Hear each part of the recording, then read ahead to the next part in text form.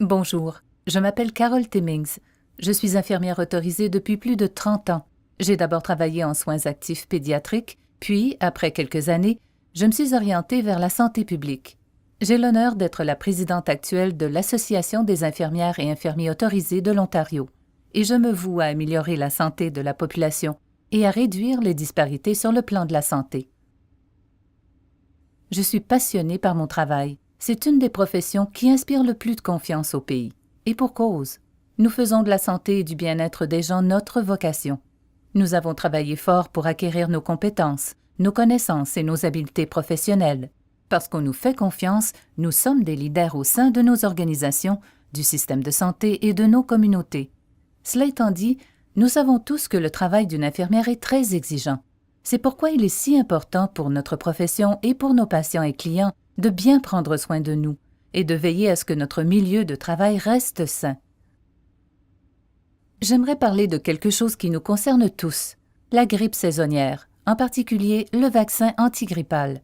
Et je voudrais en parler dans une optique basée sur les faits. Je devrais préciser qu'il s'agit ici du virus de la grippe ou de l'influenza. Il y a beaucoup de malentendus à ce sujet. Bien des gens utilisent le terme grippe pour parler de n'importe quelle maladie causée par un virus, comme la gastro-entérite ou le simple rhume. Mais la grippe peut se propager à grande échelle et causer des symptômes et complications graves. La grippe touche environ 5 à 10 % des adultes chaque année dans le monde, et ce taux est encore plus élevé chez les enfants.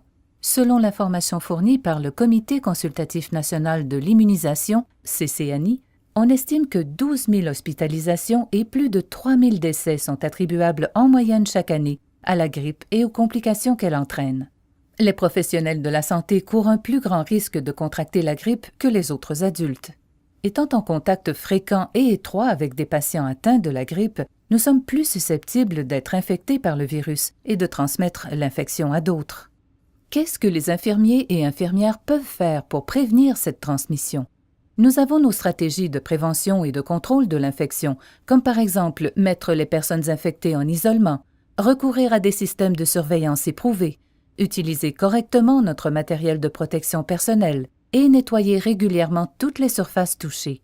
Individuellement, nous pouvons observer des pratiques d'hygiène optimales, par exemple se laver fréquemment les mains, éternuer et tousser dans le creux du coude plutôt que dans les mains, éviter de se toucher le visage, rester chez soi si on tombe malade et se faire vacciner contre la grippe.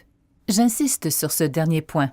Bien que l'efficacité du vaccin antigrippal varie d'une année à une autre, une personne qui se fait vacciner réduit ses risques de contracter la grippe d'environ la moitié.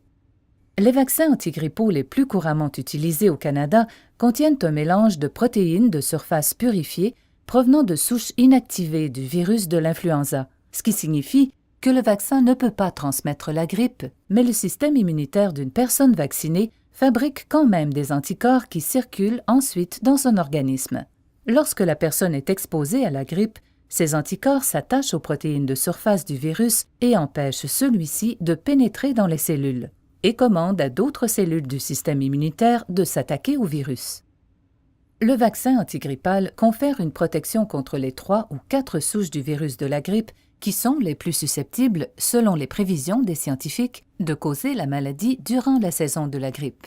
Comme vous le savez, le virus de la grippe évolue constamment. Alors, un nouveau vaccin est produit chaque année en fonction des recommandations de l'Organisation mondiale de la santé.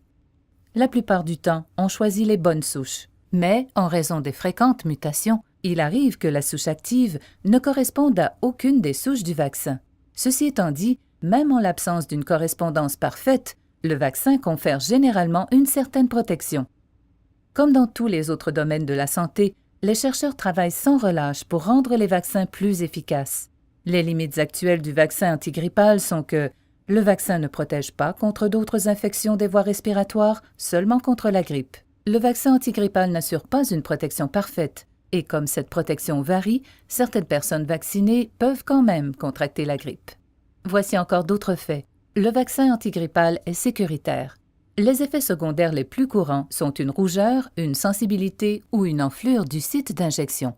Une légère fièvre, une céphalée et des douleurs musculaires peuvent survenir, mais durent généralement moins de 2 jours. Les réactions graves sont rares. Le syndrome de Guillain-Barré est un effet secondaire dont vous avez peut-être entendu parler. Il peut se déclarer après l'administration du vaccin antigrippal, mais c'est très rare. Environ 1 cas sur 1 million de vaccinations. En fait, le risque est beaucoup plus grand de contracter le syndrome de Guillain-Barré par suite d'une grippe comme telle que par suite du vaccin. Parlons aussi du moment où on devrait se faire vacciner.